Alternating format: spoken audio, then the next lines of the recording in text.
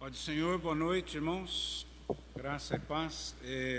Nós vamos iniciar o nosso culto, vamos orar ao Senhor. Deus abençoe os irmãos aí nos seus lares, nas suas casas, e nós iremos orar, pedir a graça de Deus, a presença do Senhor, e depois iremos meditar em Mateus, capítulo de número 25, Mateus, capítulo de número 25, sobre a parábola das 10 virgens.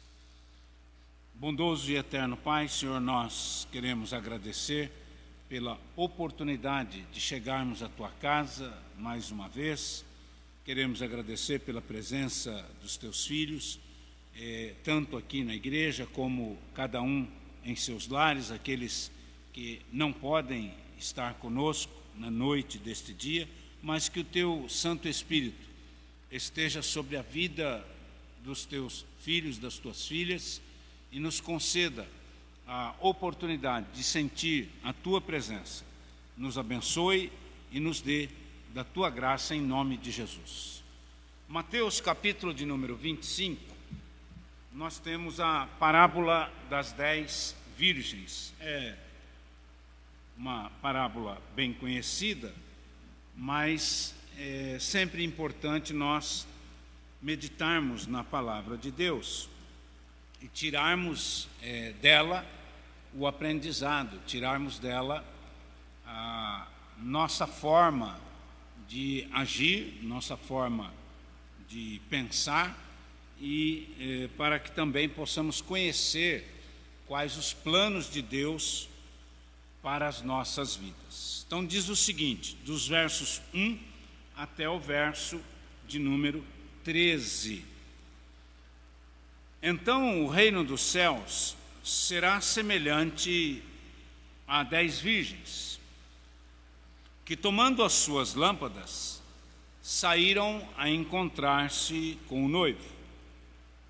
5 dentre elas eram nécias e 5 prudentes. As nécias, ao tomarem as suas lâmpadas, não levaram azeite consigo. No entanto, as prudentes, além das lâmpadas, levaram azeite nas vasilhas. E tardando o noivo, foram todas tomadas de sono e adormeceram. Mas à meia-noite, ouviu-se um grito: eis o noivo, saí ao encontro. Então se levantaram todas aquelas virgens e prepararam as suas lâmpadas. As nécias disseram às prudentes: dai-nos do vosso azeite, porque as nossas lâmpadas estão se apagando. Mas as prudentes responderam: não, para que não nos falte a nós e a vós. Ide antes aos que vendem e comprai. Saindo elas para comprar, chegou o noivo, e as que estavam apercebidas entraram com ele para as bodas. Fechou-se a porta. Mais tarde, chegaram as virgens nécias, clamando: Senhor, Senhor, abre-nos a porta. Mas ele respondeu: em verdade, eu vos digo que não vos conheço. Vigiai, pois, porque não sabeis nem o dia e nem a hora. Esta parábola, ela começa, na verdade, o sentido dela no capítulo 24. Porque no capítulo 24 do Evangelho de Mateus, Jesus, ele vai fazer um dos seus últimos sermões, uma das suas últimas pregações para os seus discípulos e para as pessoas que estão ouvindo. A Bíblia, no capítulo 24 de Mateus, nos mostra que os discípulos estavam admirados a respeito da construção do templo. E Jesus foi explicar para eles que não ficaria no templo nenhuma daquelas pedras tão bonitas, que aquela construção colossal, uma construção maravilhosa, feita por Herodes, o Grande. Jesus disse para eles, olha, não se admirem por causa dessa bela construção. Chegará um momento em que esse templo será derrubado e não ficará aqui nenhuma pedra. E aí os discípulos, pela curiosidade de querer saber, visto que o templo tinha acabado de ser reconstruído, e Jesus dá uma informação dessa, dizendo que ali não ficaria nenhuma pedra em seu devido lugar, eles ficam curiosos, querendo a resposta da parte de Jesus, de quando estas coisas iriam acontecer. E aí então, na sequência do capítulo 24, Jesus vai explicar para eles, por causa desta pergunta, de quando iria haver a destruição do templo, e eles até acharam que Jesus estava falando que não só o templo, mas o mundo todo ia ser destruído, e eles perguntam para Jesus quando é que se daria então esses acontecimentos e o fim do mundo. E aí Jesus foi explicar para eles que antes do fim dos tempos haveria ainda guerras e rumores de guerras, e que haveria perseguições, e que haveria muitos tipos de doenças que surgiriam no mundo. Então, no capítulo 24, Jesus está explicando a parte profética do futuro, de quando as coisas próximo ao fim, de que forma elas iriam acontecer. E os discípulos continuam com muita curiosidade. Os discípulos não entendem direito o que Jesus estava explicando. E aí ele, no capítulo 25, ele conclui as explicações sobre os acontecimentos do futuro através desta parábola aqui das 10 virgens. Então, esses acontecimentos nós chamamos de acontecimentos escatológicos. Jesus profetizou lá no capítulo 24 de Mateus, e ela é uma profecia de 3 épocas diferentes. Parte do que Jesus profetizou aconteceu com a igreja primitiva, ainda sob a liderança dos apóstolos. Por exemplo, a destruição de Jerusalém e do próprio templo aconteceu no ano 70, quando os discípulos, os apóstolos, lideravam a igreja. Depois, Jesus falou de perseguições, de guerras e rumores de guerras. Isso vai acontecer na virada do 2º século. E ainda há profecias do capítulo 24 que nos dias atuais não se concretizaram. Então, o capítulo 24 é um capítulo que fala sobre o princípio das dores, fala sobre a tribulação e fala sobre a grande tribulação. Uma série de acontecimentos que culminará com a grande tribulação, que ainda não aconteceu, mas acontecerá, para que a volta de Jesus se realize. Para que aconteça a volta de Jesus, tem que acontecer as profecias que Jesus deixou registrada no capítulo 24 de Mateus. Mas como os discípulos continuaram ainda com dúvida do que Jesus estava explicando para eles, ele então conta esta parábola e explica. A parábola das 10 virgens, ela tem como propósito mostrar aos apóstolos que não importa quanto tempo demoraria para aquelas coisas acontecerem. Não importa em quais circunstâncias eles, apóstolos, teriam que viver Não importa qual tipo de pressão eles iriam sofrer do mundo, do inimigo e de qualquer outra circunstância.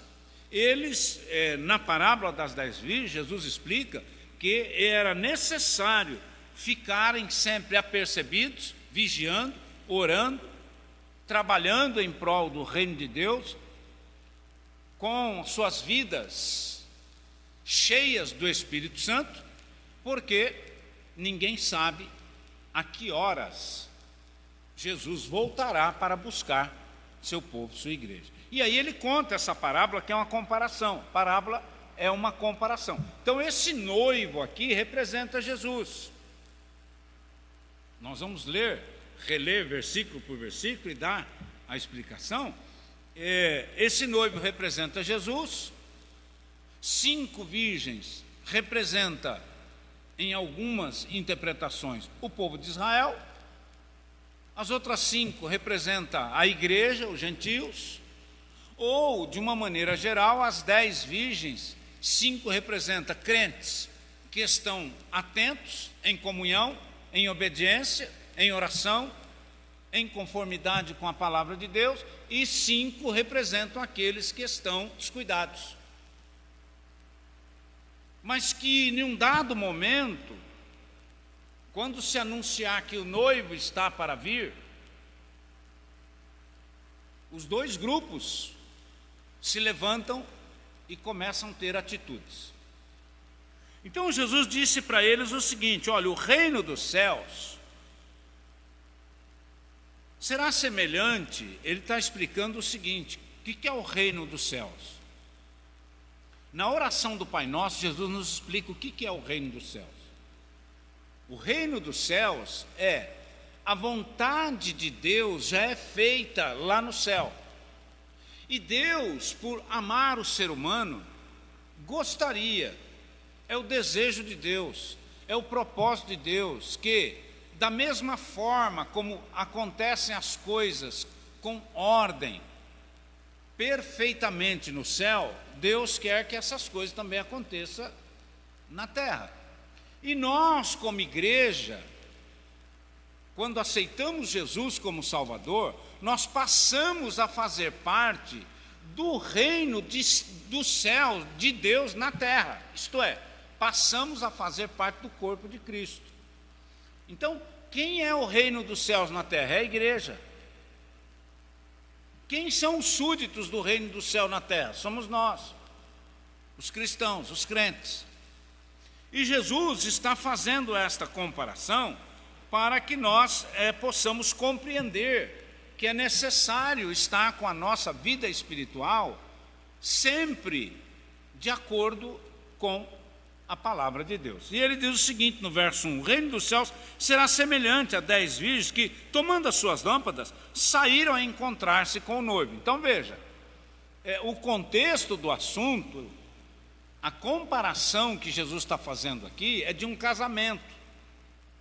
Naquela cultura, naquela época, na época de Jesus, o noivo saía para a sua despedida de solteiro e a noiva escolhia a dedo 10 moças virgens que ficariam com as suas lamparinas acesas próximo à casa onde haveria as bodas, ou seja, a festa do casamento, para que, quando o noivo voltasse, nós devemos lembrar que naquela época não havia luz pública, não havia luz elétrica, não havia energia. Então, para que o noivo não se perdesse, junto com a sua comitiva, aquelas virgens ficavam com suas lamparinas acesas, dando o caminho para que o noivo pudesse chegar até a festa. E estas 10 virgens, elas fazem isso. Só que 5 delas levam o azeite de reserva e 5 não. O azeite aqui tem a simbologia da presença do Espírito Santo na vida da pessoa. O azeite aqui tem a simbologia da pessoa estar em comunhão com Deus. O azeite aqui tem a figura da obediência que nós temos que ter à palavra de Deus. O azeite aqui significa que a pessoa está consciente das suas responsabilidades, está com a sua vida devidamente qualificada para trabalhar, para atuar no reino de Deus.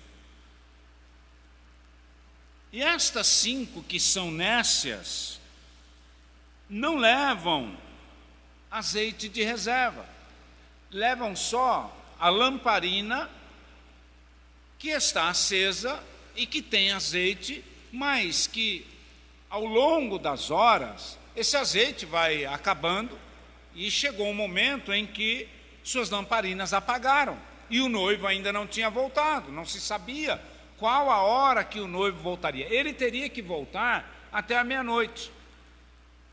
Ele teria que estar para a festa até a meia-noite. Meia-noite aqui é algo fictício, a ideia aqui é a virada do dia, né? Então ele teria que voltar antes do dia amanhecer para poder entrar juntamente com estas 10 moças virgens na festa, nas bodas. E estas nécias, não levando azeite, nós vamos ver que elas vão ter alguns tipos de problemas. A ideia aqui do texto é mostrar que nós, como cristãos, precisamos sempre estar com a lamparina acesa, quer dizer, estar com o nosso corpo, com a nossa mente, com a nossa vida, de acordo com a vontade de Deus, e termos a reserva espiritual, que é a comunhão plena com o Espírito Santo, porque quando nós estivermos fracos em alguma área da nossa vida, nós temos como pedir o auxílio do Espírito Santo, tendo comunhão com Ele, estando ligados a Ele, o Espírito Santo então nos enche novamente para que nós possamos continuar a nossa jornada. Então no verso de número 3 diz que as nécias, ao tomar as suas lâmpadas, não levaram azeite com elas. Mas as prudentes, além das lâmpadas, levaram azeite em suas vasilhas. Então veja, a ideia aqui é mostrar que um grupo estava perfeitamente atenta àquilo que era necessário fazer, enquanto que as outras não se cuidaram, não tiveram o cuidado de levar um pouco mais de azeite de reserva. E o verso 5, então, vai dizer que tardando o noivo, quer dizer, não sabemos, e lembrem-se, a ideia aqui é a continuação da explicação da escatologia que está no capítulo 24. E o que é que está lá no capítulo 24? Os discípulos, os apóstolos, querem saber quando é que se dará a volta de Jesus para estabelecer o seu reino milenar. Eles querem saber quando é que Jesus voltará para que a tribulação e a grande tribulação cesse. E Jesus então vai dizer, olha, não há como saber quando o noivo voltará. O que é importante não é saber quando ele vai voltar, o importante é vocês se precaverem, é vocês terem cuidado de sempre estar com a vida em comunhão e ter reservas espirituais para uma necessidade de emergência. Então o noivo tardou, está aí no verso de número 5, tardando o noivo. Veja que todas foram tomadas de sono.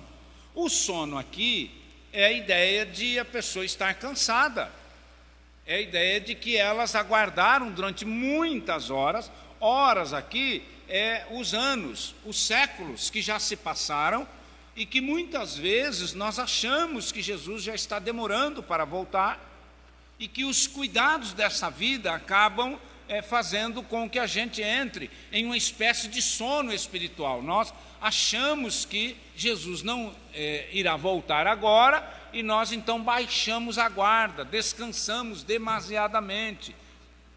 Mas na continuação do próprio verso de número 5, diz o seguinte, que todas adormeceram. Mas à meia-noite então ouviu-se um grito, quer dizer, alguém, um sentinela, e aqui nós podemos interpretar o que Paulo, o apóstolo, diz lá em 1 Coríntios capítulo 15, verso 51 em diante, que a trombeta soará. Um anjo de Deus tocará a trombeta, para que os mortos em Cristo ressuscitem e os que ficarem vivos sejam transformados, e aí então juntos subiremos ao encontro do Senhor para as bodas do Cordeiro lá no céu. Então esse verso aqui de número 6, quando diz que a meia-noite é uma hora incerta, quer dizer, depois de muito tempo que elas estavam ali aguardando o noivo. Então ouviu-se um grito, olha lá, eis aí o noivo. A ideia aqui é que o noivo está voltando, ele vem vindo aí, ó, já dá para ver o tropel dos cavalos, não é? Ele está vindo, nós estamos enxergando a sua volta. E o que é que acontece? Elas tinham que sair ao encontro do noivo, porque foi para isso que elas ficaram ali.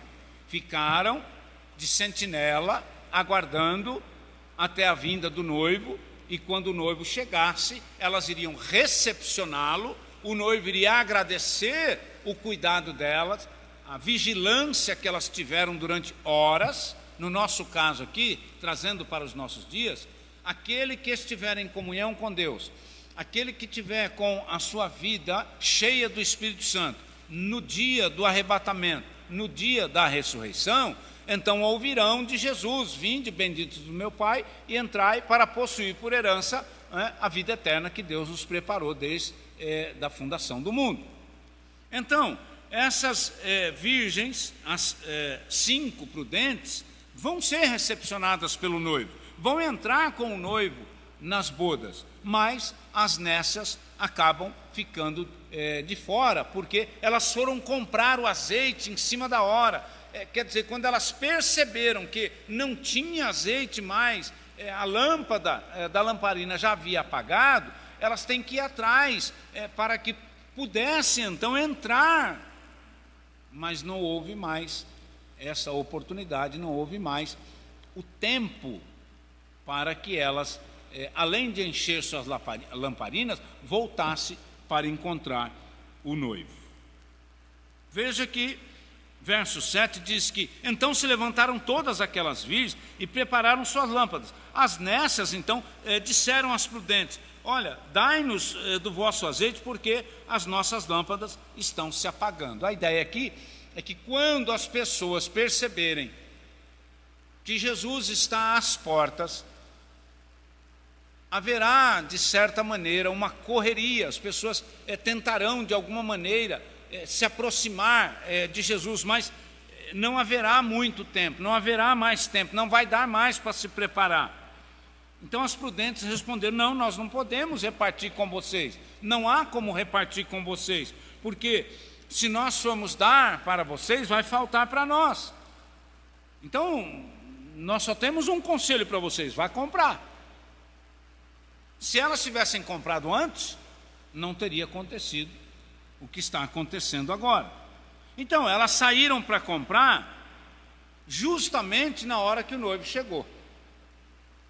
E o texto aqui está nos mostrando que tem muita gente que aceitou Jesus, teve comunhão com Deus, conhece a palavra de Deus, já foi cheio do Espírito Santo, sua vida já esteve em plena comunhão com as coisas espirituais, e que de repente essa pessoa foi deixando o seu azeite, a sua reserva na pessoa do Espírito Santo ir acabando, e acabando, e acabando, até o ponto de acabar de vez, e que agora, quando ele perceber que Jesus já voltou, que o noivo já veio, muitas pessoas, depois que a igreja for arrebatada, tentará ainda de alguma maneira, desesperadamente, procurar novamente uma vida espiritual, mas não será mais permitido, não será mais oportuno, porque uma vez que a igreja for arrebatada, não haverá mais esta oportunidade para aqueles que já tiveram na época da graça. Então, o verso 10 diz que elas saíram para comprar, o noivo chegou, e as que estavam então preparadas entraram com ele para as bodas, e a porta se fechou. Nós podemos até fazer uma comparação aqui com a Arca de Noé, porque o apóstolo Pedro, em sua epístola, vai dizer que Noé foi pregoeiro da verdade. Pedro vai dizer que Noé pregou para as pessoas daquela época. Então a ideia aqui é a seguinte: Deus também falou com Noé em termos escatológicos, em termos de profecia para o futuro, dizendo: olha, construa uma arca, porque eu vou destruir este mundo em um dilúvio. E nós sabemos por inferências que muitas pessoas da época de Noé zombaram dele, zombaram dos seus filhos. Nunca tinham visto uma construção daquele tamanho, um navio. Mas Noé foi falando: olha, é melhor vocês ficarem conosco, olha, fique com a minha família, fique aqui, porque Deus vai destruir este mundo daqui a algum tempo e tal. E vai chegar um momento que não vai dar tempo para vocês correrem até para entrar na arca, não vai dar tempo, não. E eles foram levando a coisa na brincadeira. Quando o dilúvio chegou, muitas pessoas com certeza tentaram entrar na arca, mas a Bíblia diz que Deus fechou a porta da arca, foi Deus que fechou. Noé não tinha como abrir a porta para ninguém entrar, e a água foi subindo, a água foi subindo, a água foi subindo, até que todos morreram afogados. Então, a ideia desse texto é justamente isto, é mostrar que nós já fomos avisados que Jesus voltará. Nós estamos aguardando a volta de Jesus. A parábola das 10 virgens está dizendo simplesmente para mim e para você que nós temos que ficar apercebidos. E olha, irmãos, nos últimos dias, tantos são os sinais da volta de Jesus, muitos são os sinais que demonstram que não tardará o retorno de Jesus para buscar o seu povo, para arrebatar a sua igreja. E nós temos que estar como estas 10 virgens prudentes, que levaram então o azeite de reserva e puderam então entrar com o noivo na bodas, e ele fechou a porta. E elas, as nécias, e aí é por isso que eu fiz a comparação lá com a arca de Noé, só Deus sabe quantas pessoas não ficaram batendo para que a porta da arca se abrisse, para que eles não morressem afogados. E o verso de número 11 diz que mais tarde, quer dizer, depois que a porta se fechou, a ideia aqui é depois que a igreja for arrebatada, muita gente vai chorar, muita gente vai correr, muita gente vai se desesperar, muita gente vai clamar para que Jesus as leve. Mas veja que o texto é muito claro. No verso de número 11, diz que mais tarde chegaram as virgens nessas, clamando: Senhor, Senhor, abre-nos a porta. No entanto, ele respondeu: em verdade, eu vos digo que não vos conheço. Isto é, depois que a igreja for arrebatada, depois que os mortos em Cristo ressuscitarem e os vivos forem transformados e subirmos para o encontro do Senhor nos ares e dali irmos para as bodas do Cordeiro no céu, não há possibilidade daqueles que tiveram a oportunidade na época da graça, tiveram as suas vidas em comunhão, mas acabaram abandonando a fé, acabaram negligenciando, acabaram negando a fé em Cristo. Não haverá a possibilidade, porque a resposta vai ser essa. E aí ele conclui, Jesus conclui explicando, repito, aos apóstolos quando é que se daria a sua segunda vinda, o seu retorno. Esta é a explicação da parábola das 10 virgens. Ele está explicando aquilo que ele começou lá no capítulo 24. E ele diz o seguinte: então, vigiai, pois, porque não sabeis nem o dia e nem a hora. Nem o dia e nem a hora do quê? Nem o dia e nem a hora do retorno do noivo, que é Cristo, para buscar nós, a sua igreja, para irmos morar com ele nos céus. Amém, irmãos? Então, que Deus possa nos abençoar, que o Senhor possa nos conceder a sua graça e que nós, da nossa parte, não podemos negligenciar, não podemos deixar de cumprir a vontade de Deus, porque nós já fazemos parte do reino dos céus. No início da parábola, Jesus diz que nós fazemos parte do reino dos céus, porque nós somos a igreja representa estas virgens. Então, se nós já fazemos parte do reino dos céus, e Jesus está dizendo que é necessário que aquele que faça parte do reino do céu, que tem a simbologia de uma virgem, ou seja, de uma vida pura, de uma vida santa, de uma vida de plena comunhão com Deus, não nos pode faltar o azeite. Quer dizer, nós não podemos deixar de ter essa comunhão com o Espírito Santo de Deus, para que naquele dia nós possamos estar vigilantes, nós possamos estar alertas para ouvir o soar da trombeta e podermos então subir ao encontro de Jesus nos ares. Que Deus abençoe os irmãos em casa, Deus abençoe os irmãos aqui, e que nós possamos entender que é necessário sempre estarmos vigiando, para que quando Jesus voltar, não sejamos pegos de surpresa. Deus abençoe em nome de Jesus. Tem algum pedido de oração, irmão Marcos?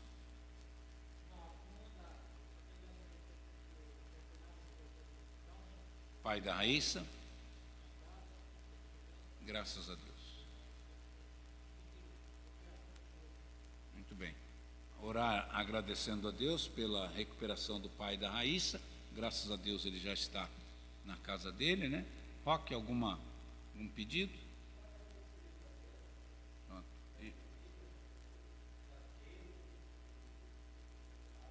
Muito bem. Uma Ivoneide? Pronto. Nós vamos agradecer a Deus e quero pedir, irmão Roque, vem orar, Roque. Faça essa oração. Eu também só tenho que agradecer a Deus pela misericórdia, pela graça, pelas bênçãos que Deus tem concedido a mim, a minha família, e continuemos orando uns pelos outros, orar pela igreja, que Deus possa estender suas mãos de misericórdia sobre as nossas vidas. Então, agradecimento pelo pai da Raíssa, agradecimento pelas nossas vidas, para que Deus continue nos abençoando.